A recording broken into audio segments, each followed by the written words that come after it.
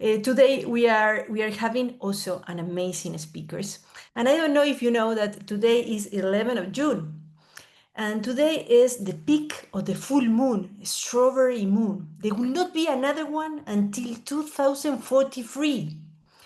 And you know, I am so ambitious and it boosts my passion, Violeta, that I want you to be strawberry leaders today. I want you to leave a footprint. I know you can.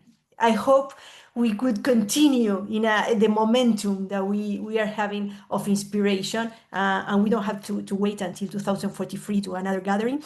But today would be that, the magic of the strawberry moon. And I have I will share a few settings for this wonderful scenario that you allow me to have today, Violeta, and you all accepting my invitation.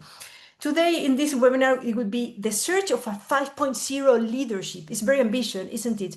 Through 5 revolutionary drivers to global change. And for that, we bring 5 revolutionary leaders that we have here that I will tell you, and I was ambitious when I called these speakers, when I searched for them.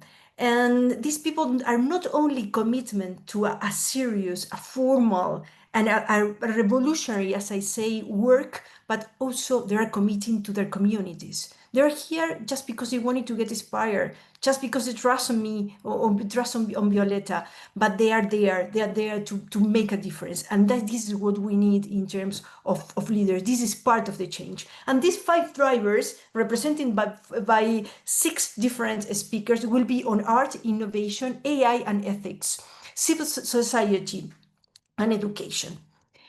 But first of all, I would like to set the scenario. So what we want when we talk about leadership, what we mean by leadership. Because all the time we are seeing that leadership through the social media, through the media. But what we are talking when we are talking about leadership and change? First of all, global leadership. And you will allow me, that is my personal opinion, you will disagree or not, but for me is fair enough to trigger your curiosity. And if you don't agree, please let me know. For me, global leadership is just an idealistic version that we have.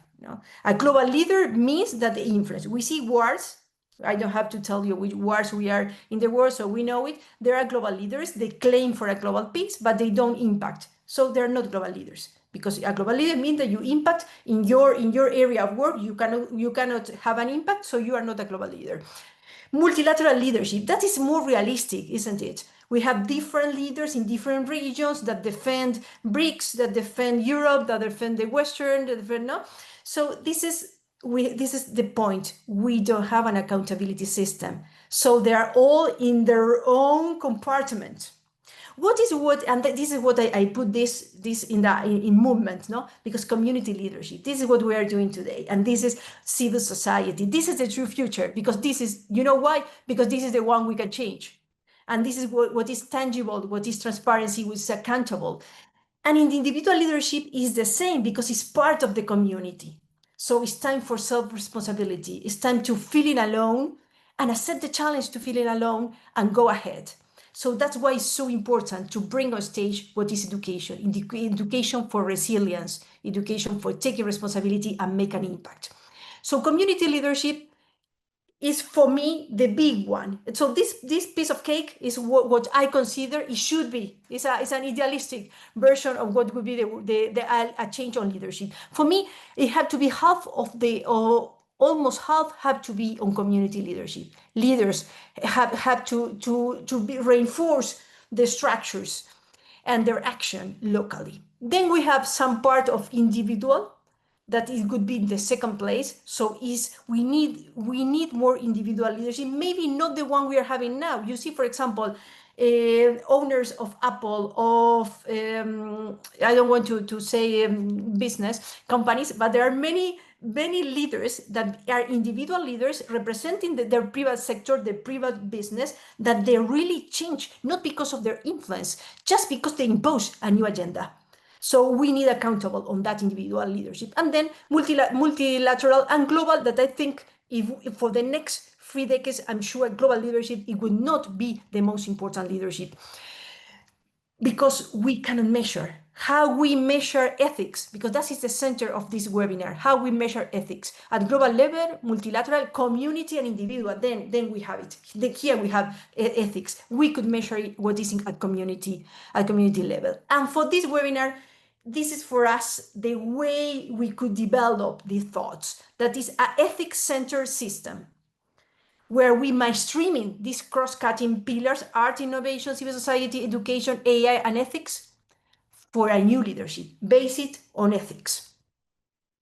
And for that, we bring these wonderful leaders that I will introduce you now, if you allow me. I think it's okay with the name, the title of the presentation, so I don't cut the flow when we have discussion after each presentation, even short.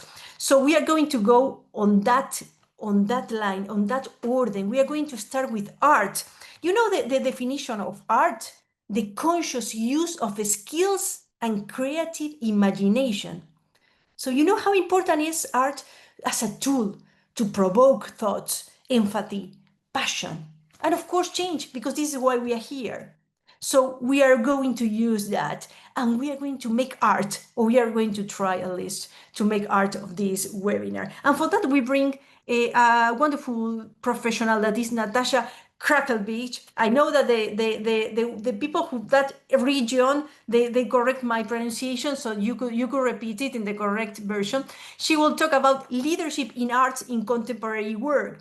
Natasa is head of International Department of the University of Mediterranean Podgorica in Montenegro, and a lecturer at Faculty of Visual Arts in Montenegro. Then we are going to pass to our Department of Innovation. And for that, we bring two leaders. That is Valérie Saintot. She will talk about more engineer leadership and less change washing. It's quite challenging, the title, isn't it? She's a lawyer. She's an adjunct professor on innovation at Schema Business School in Lille, and a visited professor on legal tech and AI at Bucerus in Hamburg. Also, we have bring dearest Eleonora Bonacossa. She will speak based on her book as well, his wonderful book. She will talk about that.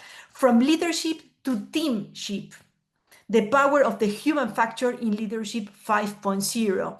She's an international leadership and business coach. She's founder and CEO of Areta, New Perspectives for Leaders, keynote speaker, and two times LinkedIn top voice author of the book that I was referring, 6 Leadership Skills. We have art, we make art, we use the art, we innovate in different areas, and we need to take into account what seems to be the striking topic, that is tech and AI. And we bring for that at Roser Almenar. She's I2 Secretary General, Youth Advisory Board member, AI and Space Law, PhD candidate in Civil Law. And she will speak of empowering the future, my journey as an A2 youth advisor in tech leadership. It was precisely what I asked her, the storytelling of her own journey, of how we could make it by our own as individual challenge. Then we have to pass to what is education, future generation, and the current one, how we could make it. And for that, we bring Veronica Silva Paredes from Chile. She will speak of education and leadership. She's founder and general manager of Media B Foundation and communication and educational innovation. Veronica will bring a wonderful link between what is education and communication. I have heard many times, many presentations from her, and you will love her. And then finally, we end with a video. Unfortunately, Thomas is a representative of United Nations, and he's at a conference right now on the ocean.